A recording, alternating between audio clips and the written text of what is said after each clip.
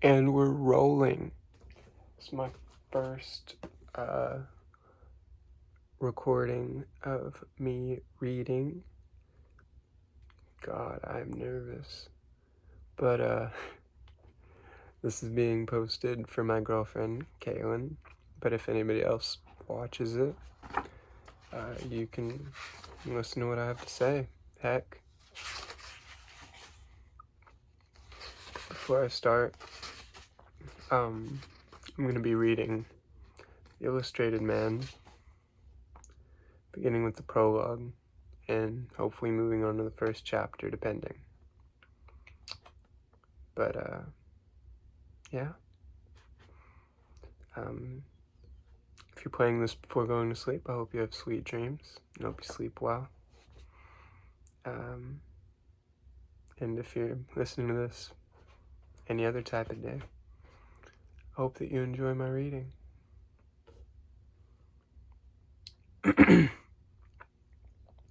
Prologue, The Illustrated Man. It was a warm afternoon in early September when I first met the Illustrated Man. Walking along an asphalt road, I was on the final leg of a 2 weeks walking tour of Wisconsin.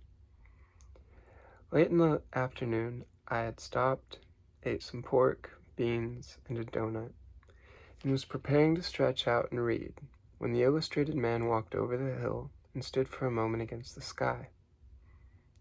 I didn't know he was illustrated then. I only knew that he was tall, once well-muscled, but now, for some reason, going to fat. I recall that his arms were long, and the hands thick, but that his face was like a child's, set upon a massive body.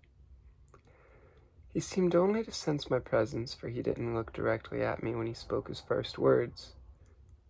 "Do you know where I can find a job?" "I'm afraid not," I say. "I haven't had a job that's lasted in 40 years, he said. Though it was a hot, late afternoon, he wore his wool shirt buttoned tight around his neck. His sleeves were rolled and buttoned down over his thick wrists. Perspiration was steaming from his face, yet he made no move to open his shirt. "Well," he said at last, "this is as good a place as any to spend the night. Do you mind company?" Just realized I have, the book out of frame. I look stupid. Here we go. "I have some extra food you'd be welcome to," I say. He sat down heavily, grunting. "You'll be sorry you asked me to stay," he said. "Everyone always is. That's why I'm walking. Here it is, early September, the cream of the Labor Day carnival season. I should be making money hand over fist at any small-town sideshow celebration. But here I am with no prospects." He took off an immense shoe and peered at it closely. I usually keep a job about 10 days. Then something happens and they fire me. By now, every carnival in America won't hire me or touch me with a 10-foot pole. "What seems to be the trouble?" I asked. For answer, he unbuttoned his tight collar slowly.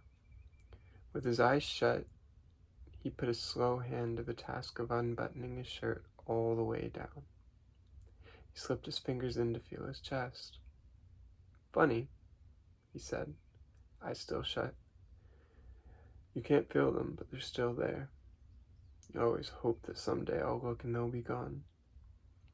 I walk in the sun for hours on the hottest days, baking, and hope that my sweat'll wash them off, the sun'll cook them off, but at sundown they're still there." He turned his head slightly toward me and exposed his chest. "Are they still there now?" After a long while, I exhaled. "Yes," I said. "They're still there. The illustrations. Another reason I keep my shirt collared up," he said, opening his eyes, "is the children. They follow me along country roads. Everyone wants to see the pictures. and yet nobody wants to see them. He took his shirt off and wadded it in his hands. He was covered with illustrations from the blue tattooed ring about his neck to his belt line. It keeps right on going, he said, guessing my thought. All of me is illustrated. Look. He opened his hand. On his palm was a rose, freshly cut with drops of crystal water among the soft pink petals. I put my hand out to touch it, but it was only an illustration.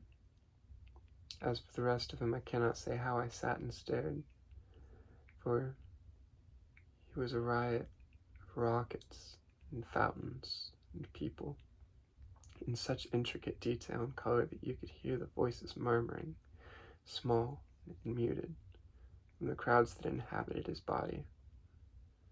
When his flesh twitched, the mouths flickered, the tiny green and gold eyes winked, the tiny pink hands gestured. There were yellow meadows and blue rivers and valleys and stars and suns and planets spread in a milky way across his chest. The people themselves were in 20 or more odd groups, upon his arms, shoulders, backsides, and wrists, as well as on the flat of his stomach. You found them in forests of hair, lurking among a constellation of freckles, or peering from armpit caverns, diamond eyes aglitter. Each seemed intent upon its own activity. Each was a separate gallery portrait. Why, they're beautiful, I say. How can I explain these illustrations? If El Greco had painted miniatures in his prime, no bigger than your hand, infinitely detailed with all his sulphurous color, elongation, and anatomy, perhaps he might have used this man's body for his art. The colors burned in 3 dimensions. They were windows looking in upon fiery reality. Here, gathered on one wall, were all the finest scenes in the universe. The man was a walking treasure gallery. This wasn't the work of a cheap carnival tattoo man with 3 colors and whiskey on his breath. This was the accomplishment of a living genius, vibrant, clear, and beautiful. Oh yes, said the illustrated man. I'm so proud of my illustrations that I'd like to burn them off. I've tried sandpaper, acid, a knife. The sun was setting. The moon was already up in the east. For you see, said the illustrated man, these illustrations predict the future. I said nothing. It's all right in sunlight, he went on. I could keep a carnival day job, but at night, the pictures move. The pictures change. I must have smiled. How long have you been illustrated?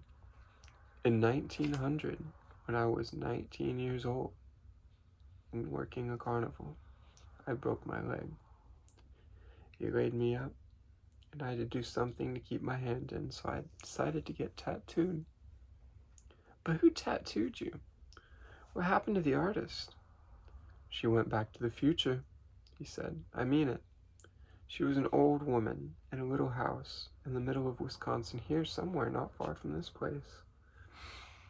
A little old witch who looked 1,000 years old one moment and 20 years old the next. But she said she traveled in time. I laughed, but now I know better. How did you happen to meet her? He told me. He had seen her painted sign on the road. I'm sorry for the stuttering. Dyslexia. Skin illustrations. Illustrations instead of tattoos. Artistic. So he had sat all night with their magic needles. They stung him like wasp stings and delicate bee stings.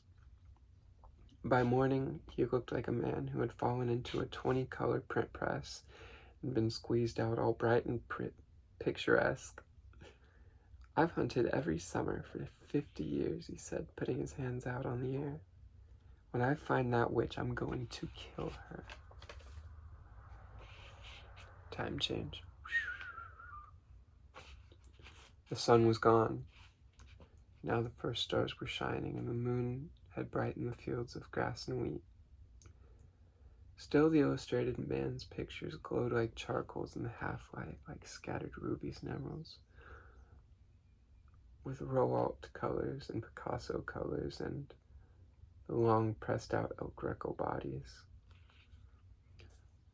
So people fire me when my pictures move. They don't like it when violent things happen in my illustrations. Each illustration is a little story. If you watch them, in a few minutes, they'll tell you a tale. In 3 hours of looking, you could see 18 or 20 stories acted right on my body. You hear voices and think thoughts. There's a special spot on my body. He bared his back. See? There's no special design on my right shoulder blade. Just a jumble. Yes. When I've been around a person long enough, that spot clouds over and fills in. If I'm with a woman, her picture comes there on my back in an hour. It shows her whole life, how she'll live, how she'll die, and what she'll look like when she's 60. And if it's a man, an hour later his picture's here on my back. It shows him falling off a cliff or dying under a train, so again I'm fired. All the time he had been talking, his hands had wandered over the illustrations, as if to adjust their frames, to brush away dust, the motions of a connoisseur, an art patron. Now he lay back, only full in the moonlight. It was a warm night. There was no breeze, and the air was stifling. We both had our shirts off. And you've never found the old woman? Never. And you think she came from the future? How else could she know these stories she painted on me? He shut his eyes tiredly. His voice grew fainter. Sometimes at night I feel them, the pictures, like ants crawling on my skin. Then I know they're doing what they have to do. I never look at them anymore. I just try to ease. I don't sleep much. Don't you look at them either, I warn you. Turn the other way when you sleep. I lay back a few feet from him. He didn't seem violent. The pictures were beautiful. Otherwise, I might have been tempted to get out and away from such babbling. But the illustrations, I let my eyes fall upon them and fill up. Any person would go a little mad with such things upon his body. The night was serene. I could hear the illustrated man's breathing in the moonlight. Crickets were stirring gently in the distant ravines. I lay with my body sideways so I could watch the illustrations. Perhaps half an hour passed. Whether the illustrated man slept I could not tell, but suddenly I heard him whisper, "They're moving, aren't they?" I waited a minute. Then I said yes. The pictures were moving, each in its turn, each for a brief minute or two. There in the moonlight, tiny tinkling thoughts and distant sea voices, it seemed. Each little drama was enacted. Whether it took an hour or 3 hours for the dramas to finish, it would be hard to say. I only know that I lay fascinated, did not move while the stars wheeled in the sky. 18 illustrations, 18 tales.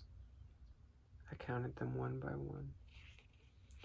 Primarily, my eyes focused upon a tree, or upon a scene, a large house with 2 people in it. I saw a flight of vultures on a blazing flesh sky. I saw yellow lions, and I heard voices. The first illustration quivered and came to life. The vellum. I'm gonna count how many pages there are real quick. So if there's too many,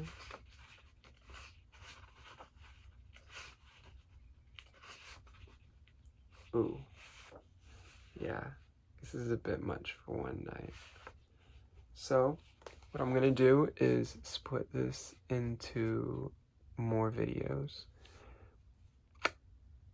I'm gonna see if I can record this next one tomorrow morning and get you some stuff lined up. I'm gonna go ahead and upload this one this morning and send it to you. And I hope it helps some. I love you. And for anybody that's watching, not my girlfriend, I hope you enjoyed.